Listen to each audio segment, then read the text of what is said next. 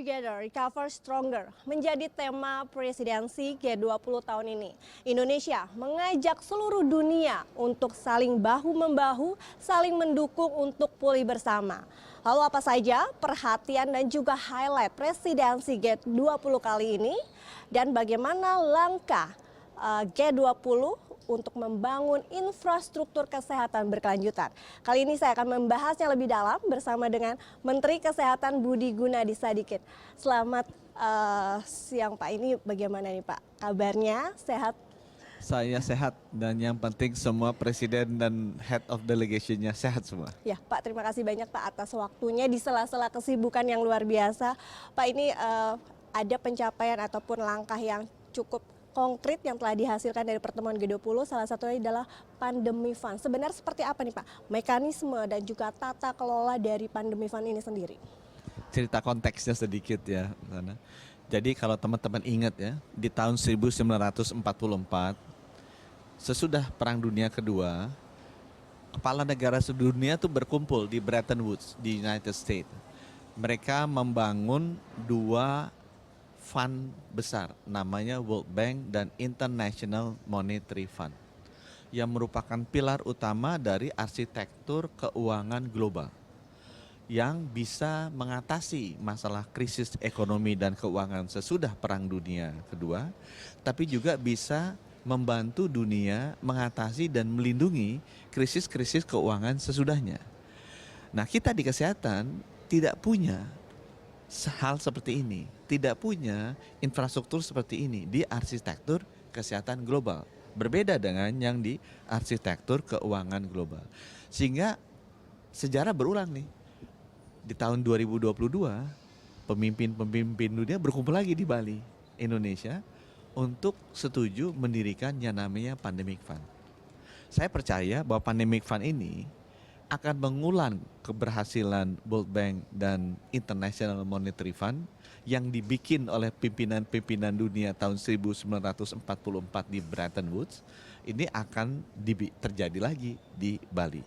Nantinya pasti Pandemic Fund ini akan menjadi pilar utama dari Global Health Architecture, arsitektur kesehatan global, dan mereka bukan hanya akan membantu kita mengatasi krisis pandemi tahun ini, tapi juga akan bisa membantu umat manusia dan dunia mengatasi krisis-krisis kesehatan global nantinya. Pak, ini seperti apa mekanisme dan juga tata kelolanya? Kemudian negara-negara mana, kriteria seperti apa yang nantinya akan bisa mendapatkan dana ini? Apakah dalam bentuk proposal? Kemudian sejauh ini update-nya sudah berapa negara yang memberikan donornya untuk pandemi fund ini sendiri? Jadi fund ini sendiri sudah terbentuk dan dikelola di World Bank. Buat teman-teman, World Bank sudah biasa membentuk fund-fund baru seperti ini. Jadi di kesehatan yang paling besar itu namanya Global Fund. Ini khusus untuk HIV, tuberkulosis, sama malaria. Itu size-nya 15 billion US. Ini gede sekali. Tiap 3 tahun di replenish, diisi. Ini mulainya dulu juga dari Fifth Financial Intermediary Fund. Kemudian sudah jalan 5 tahun, 8 tahun jadi Global Fund. Kita ingat ada institusi namanya Gavi yang ngasih kita ratusan juta vaksin. Itu dulunya juga Fifth di World Bank Financial Intermediary Fund. Tapi udah 3 tahun, 5 tahun kemudian berubah jadi Gavi. Nah, Pandemic Fund juga gini. Ini kan pertama kali mulainya dari Financial Intermediary Fund ya. Kita mulai sekarang 1,4 billion sudah di-pledge 24 institusi, 21 negara dan ada 3 institusi keuangan global. Institusi filantropi lah kayak Rockefeller, Bill and Melinda Gates sama si Wellcome Trust kan yang masukin ke sana. Nah, mekanismenya sudah disetujui dibikin very inclusive. Tadinya biasanya fund-fund itu kan isinya boardnya hanya donors saja. Tapi ini selain donors supaya inklusif, kita masukkan juga recipient countries tapi dalam bentuk asosiasi. Jadi misalnya African Union masuk gitu ya. Nanti disalurkannya kan kemarin kita lihat yang aktif menyalurkan itu kan Gavi, SEPI, Global Fund, itu mereka lebih cepat tuh nyalurin bantuan.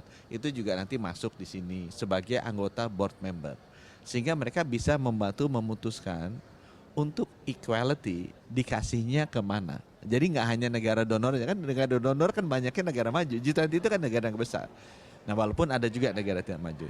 Yang kedua, kita udah pilih chairman-nya 2 itu dari negara berkembang. Yang keuangan Pak Khatib Basri dari Indonesia, yang kesehatannya dari Rwanda.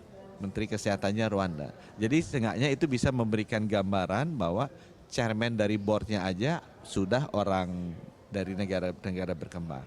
Mekanismenya gimana? Mekanismenya fund ini punya 2 tugas. Tugas yang pertama adalah untuk persiapan, saya bilangnya peacetime fund. Jadi pada saat kita nggak perang nih, nggak ada pandemi, kita kan harus siap-siap dong supaya nanti kalau perang ini siap. Sama kayak kita perang dengan perang dunia kedua, perang tentara gitu. Mereka kan latihan terus dari sekarang. Alat-alatnya dipersiapkan terus dari sekarang. Nah, itu sebagian besar dari fund ini dipakai untuk mempersiapkan sistem kesehatan nasional negara-negara miskin agar kalau nanti ada pandemi mereka siap. Nah, sebagian kecil mungkin kita mau alokasikan untuk wartime fund. Jadi pada saat perang terjadi, masalah tuh negara-negara miskin nggak bisa dapat akses vaksin kan? Karena negara maju langsung kasih DP. Dia kasih DP ya perusahaan-perusahaan ngirimin vaksin sama obat-obatannya kan ke mereka dulu.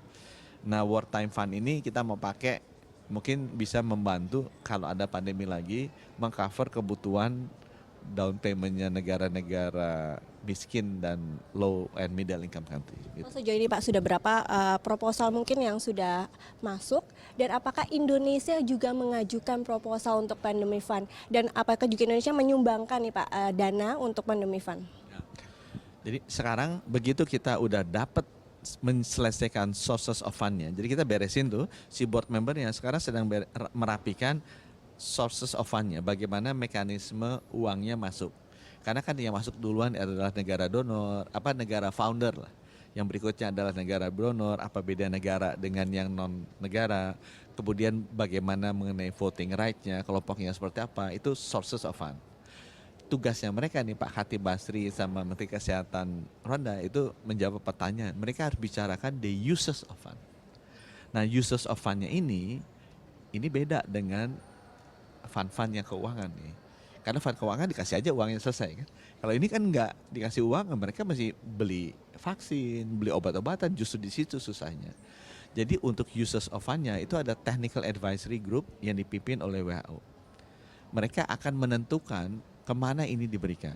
Dan saya bilang tadi, kalau negara-negara yang pada masa-masa damai, peacetime, negara-negara tuh memasukkan. Umumnya pasti akan negara berkembang nih, masukkan kebutuhan mereka apa. Nanti akan dikaji oleh technical advisory team ini yang di-lead oleh WHO. Kita lihat, kalau misalnya di Indonesia mau bikin jaringan surveillance, lebih cocoknya jangan yang kayak Afrika, ini banyaknya Ebola. Dari kontak, mungkin dari hubungan badan. Tapi kalau ini banyaknya dari respiratory, masuknya tuberkulosis lah, COVID lah. Nah itu mungkin dibikinnya tipe surveillance-nya beda gitu ya. Nanti kalau dia masuk, misalnya ada yang masukin dari Indonesia, ada yang masukin dari Vietnam atau dari Thailand. Kenapa nggak digabung aja jadi satu? Nah mekanisme itu sedang dibikin. Diharapkan akhir tahun ini atau paling lambat Januari tahun depan mekanisme uses of fund, source of fund-nya udah selesai. Pemakaiannya seperti apa itu bisa diselesaikan oleh teman-teman. Tapi intinya kayak gitu, ada 2. Ada yang untuk peacetime sama wartime. Kemudian yang kedua, ini lower and middle income country fokus.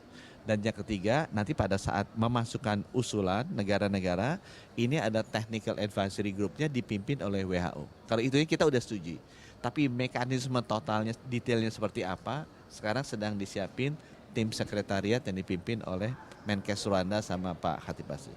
Indonesia juga mengajukan proposal Pak, kapan nih Pak pencairannya ini bisa dimulai? Karena mekanisme juga sedang disusun, kita kan dapat insight lah dari Pak Khatib Basri kan, bikinnya mesti seperti apa. Jadi kita udah tahu tuh, fokusnya akan 2, memperkuat surveillance dan memperkuat tenaga kesehatannya. Nah, jadi kita sedang bikin, kan aturan resminya juga belum keluar kan, jadi teman-teman udah gak sabar, ini sedang susul sama mereka, tapi kita udah dapat insight-nya. Jadi sekarang kita bikin bagaimana kita bisa memperkuat jaringan laboratorium kesehatan masyarakat.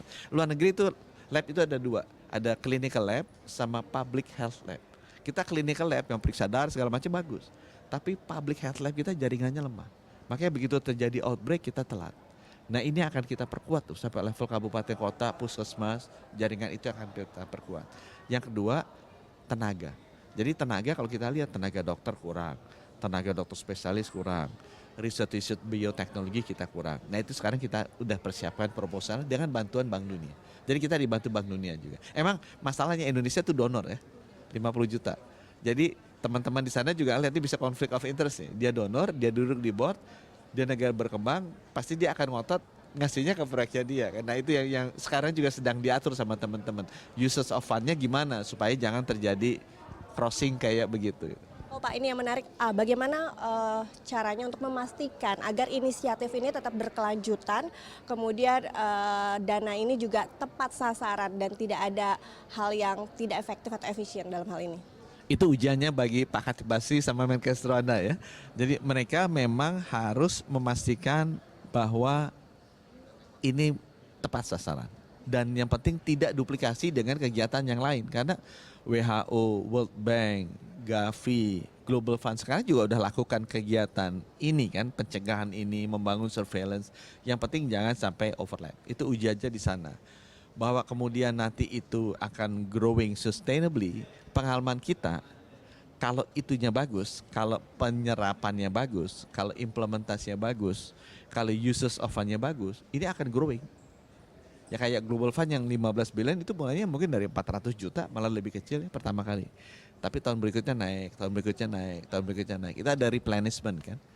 Tadinya tiap tahun, sekarang 3 tahun sekali saya ikut diisi lagi uangnya tuh nambah seperti apa. Untuk tantangannya Pak untuk menjamin transparansi dan juga akuntabilitas ini apa sih Pak sebenarnya yang menjadi strategi agar pandemi fund ini bisa berjalan dengan baik? Ini ujiannya adalah kalau nanti ada pandemi lagi, terutama negara berkembang dan miskin bisa dapat bantuan penanganannya yang baik nggak. Jadi kalau buat saya memang itu mereka harus benar-benar konsentrasi membangun sistem kesehatan nasional di negara miskin dan memastikan bukan hanya sistemnya bagus, tapi komponen orang-orangnya juga di-train, di-upgrade, dididik dengan baik sehingga kalau ada outbreak di negara itu bisa ditangani secara cepat oleh negara yang bersangkutan. Pak ini poin-poin apa yang ada di presidensi G20 tahun ini dan warisan yang dimiliki oleh Indonesia sebagai pemegang presidensi G20 seperti apa Pak? Pak Presiden kan masukin 3 agenda kan, Global Health Architecture, Energy Transition, sama Digital Economy. Nah di Global Health Architecture kita ajukan 5 dan 5 deliverables yang kita capai. Nomor 1 adalah the uses of fund, itu pandemic fund, sudah selesai. Dan ini setuju semua negara, gitu kan? Nggak mudah tuh dapat semua negara setuju dan udah langsung jalan. Jadi kalau orang bilang ngomong mengenai komunike, ngomong apa? Oh kita bukan hanya komunike, kita udah jalan, udah jadi, udah bukti semuanya setuju gitu ya. Despite ada isu geopolitis yang sangat berat. Yang nomor 2, kita juga setuju bahwa uses of fund-nya itu nanti mekanismenya seperti apa. Kita udah setuju, kita mau pakai yang udah jalan aja kemarin, nggak usah reinvent the wheel. Ada namanya itu Access to COVID Tools Accelerator, ACT-A. Itu dulu udah dibikin oleh WHO dan teman-teman, cuma sifatnya informal kayak paguyuban deh. Nah sekarang kita mau formalize, itu di level dunia, itu udah setuju. Yang nomor 3, kita juga udah setuju untuk link atau interkoneksi seluruh genome sequence lab-nya seluruh dunia. Karena kan musuhnya tuh datangnya patogen kan, apa bakteri virus ini bisa terjadi di Asia, bisa di Afrika, bisa di Amerika, di mana kita nggak ngerti keluarnya. Kalau kita nggak interkoneksi, sama kayak radar lah. Kalau ada radarnya Amerika, defense systemnya Amerika sama Rusia kan nggak nyambung. Ini harus nyambung karena virusnya bisa keluar di mana-mana. Begitu ketahuan, kita harus bisa cepat kirim ke orang-orang pinter, lab-lab yang paling canggih supaya cari obatnya dan vaksinnya itu.